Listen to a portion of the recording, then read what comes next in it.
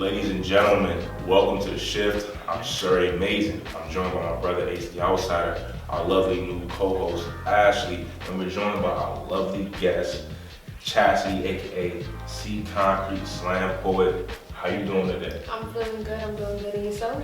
I can't complain. So how we do things here is a little different. We want to welcome you to the show. We do something called a Fast Five. Ready? I'm ready. All right, so. If you had a superpower, what would it be? Speed. Why? I don't move as fast as my mind. I like that one. I like that, okay. So, what's the most annoying thing that your mom does that you secretly love? Getting at me about my future, my career, and things that I'm doing in my life. I hate hearing it, but it's true. What's your favorite meal? My favorite meal?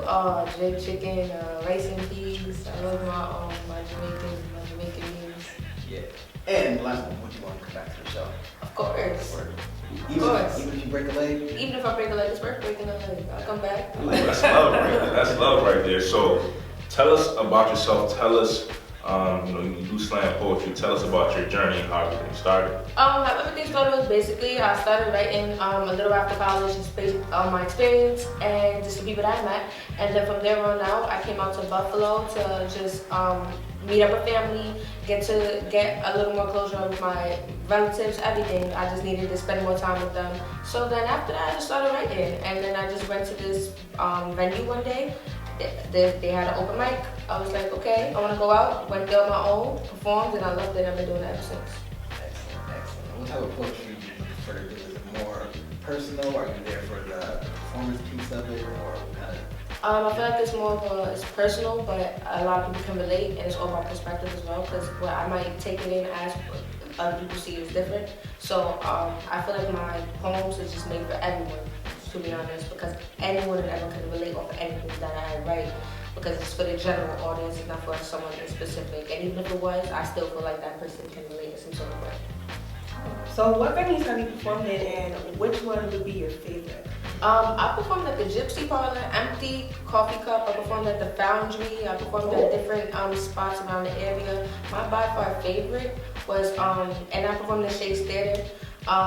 Shakes Theater was my by far favorite because that was the first time I started performing it in February, and I went on stage in March, and I memorized my whole poem. Right then and there, I just walked up on the stage and I did what I had to do, and it was scary, but that was the biggest audience I've ever been in front of, and it was just a beautiful crowd. So yeah, that was my favorite, Shakes Theater. We have a good poetic community here in Buffalo. Really capture that. It's like you said, there's so many venues to perform at. There's mics, there's competition, there's a little bit of everything. Exactly. So, right. So, you see your favorite is to perform at which location? Shakes Theater. Shakes Theater. Right. So it's like you got that big stage. Exactly. Then it's all blacked out. You can't see the audience. Exactly. It's just awesome because you can't see nobody. So it's like you just feel like you're the only one in the room. So I just like that feeling. Once you see all eyes on you, it can tend to throw you off real fast. So you gotta look over the crowd. You can't look into it. Don't look nobody in the face. Exactly. Look up. Use that eye contact. It's just you might lose yourself right there. Well, how did you end up at Chase? Like, what was it? A competition? Was it open mic? Like, what was it?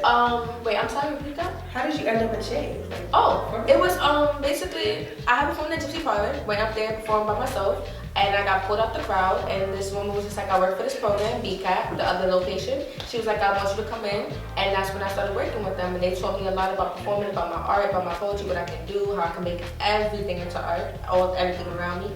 And then from there, they was like, we have a Do You Hear Me Now coming up. It's a performances for all the young youth members and things of that nature. So I did it. And it was just awesome, They set us up, they showed us how to perform on stage, what to do when there's when the audience is, like I said, all blacked out, how to look over them, just different things to prep yourself for the crowd, how to look at them, if anything, just mentally and physically preparing yourself for that stage. So it was just, an amazing experience. After that, we ended up being broadcasted on the radio, if I'm not mistaken. What station was it? You don't even know. Remember? It's like, I just heard my family like, I heard that you was on it. I was like, So I had that, and then we ended up in the newspaper, Buffalo Roots. So it was just an amazing, like I said, amazing experience, because not only was that my first time ever memorizing something, but I just got to perform it and just have a lot of fun. So now, what I want to talk to you about right now is you're 20 years old right now, right? When did you start doing poetry? 2 years ago. I started at 18. When I came out here, I was 18. 18 going on 19, and like I said, I was just lost in between me being out of school at the time and the people that I had met, the experiences I had in my life, and just memories that had been made. I just turned that into my art and my poetry, and I just started writing all about it. And from there on out, that's where it just went on. So from an encouraging standpoint, what's your message to, working with BCAT, working with a lot of different youth, what's your message to our youth? Message to the youth: don't ever feel as if you must have yourself together by a certain age. You're always learning things about yourself. There's never a certain age where you think you know yourself, because you don't. You learn things about yourself every single day. So it took me, like I said, 18, when people, think they know themselves at 23. Whatever, everybody finds themselves out at different times. And I do at times feel like I'm late in the game because I started so young, I started so late. But it's just a matter of 2 years, I've done so much. So time has a way of playing, It could make you feel as if you're starting late, but then it's just a matter of that 2-3 years, you just skyrocket out. So just don't apply too much pressure on yourself for your future, and do what you love at the end of the day, not what is gonna, get you the biggest money. Because sometimes, it might get you, the money that you need, but at the same time, it's not giving you what you want, which is that free feeling, that knowing that you're doing this out of love and out of passion. It's pointless, I feel. Yeah, that's a perfect example of having still space to grow, even if you are talented, even if you are skilled, it's just something you can train. Exactly. And, when you still have goals, you still have challenges that you want to obtain. Exactly. Are there any challenges that you want to do? You want to do something that's kind of out of your style, like a collaborative poem, like definitely. You ever see like a two-person type of Exactly. Trust and believe. I've just had little collabs with my friends. They'll mention something, or they'll be like, "Yo, Chassidy, what you hear? What you think about this? Blah blah blah." Next minute, I'm writing a poem about the same thing they said, and I'm going based off what they said. Exactly. And so that's for my art. That's for anything I do when I write. I listen to artists. I listen to what they say. I'll take one line off of a song, and I'll write a whole poem of that. So yeah, I would love to do that. My next goal, to be honest, is become a self-publishing author for my poems, and to basically just make sales, and to just reach out with customers, reach out with anyone and everyone in regards to it. As a stranger on the streets, anybody, I try to help out as much as I can, and hoping my words could really make a change for people. Because it's hard, it's very hard, so I'm trying.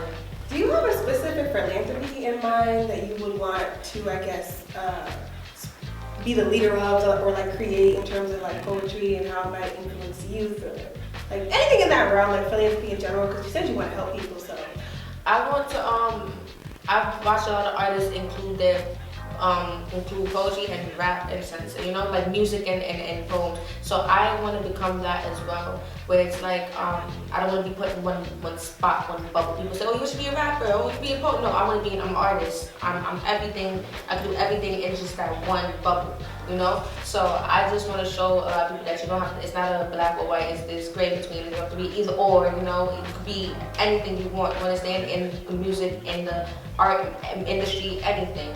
So, yeah, that's just, if I answered your question right, that's just really my... it's in the realm, I'll take it. I'm sorry about that. That's probably right. Yeah, so that's a lot to look forward to. Definitely excited for what you have going on.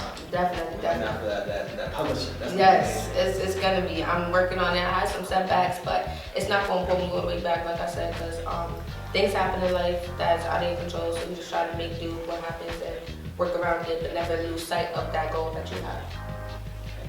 I got one more question. Of course. On this journey of shifting up, sometimes we need to understand that everything comes with a process, and it takes a lot of work. Talk to us about how often you're writing poems, how many times you might write a poem, scrap it, take certain parts that you like from it, add it to a different poem. Talk about that process. That it has its days, to be honest. Sometimes I could just, like I said, I could hear something, I write right there, and I'll just write a whole thing, long ones. Sometimes I have days where I just write a bunch of short ones. It's the length plays a part with the time as well, because everything is art, everything's poetry. So one simple sentence is a poem, and so I just have my up and down days, to be honest. And sometimes I go back into my stuff, when I feel like I'm taking too long to write something, I have a block. I look back into my notes and I'm like, okay, maybe I could put this with that, or I like the way those two sound together. So there's times where I just, like I said, I write one line, I leave it, I come back to it eventually. So it's just very hard trying to keep up when you have a block, because you want to write something right then and there. You get patient with yourself, and I hate that. I really do. I hate that. Like, come on, Chaz, like, let's go, think something. What rhymes are orange? Exactly. So it's just, like I said, it's just patience. Patience is very big when it comes to writing, because if you're not patient within yourself, and you expect things to be moving like this, you're in for a rude awakening. You are.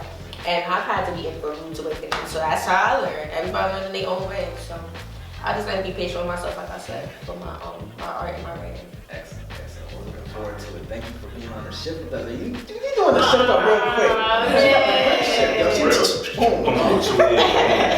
Excellent. We appreciate you having on the show. Thank you for having me here. Looking forward to more from you. Always keep in contact with us. That's awesome. So guys, that's our first shift. Next up, we have Maya by name, songstress, R&B artist. Just crazy. She's gonna grace the stage a little later as well. So guys, stay tuned. This is the shift. Shift up.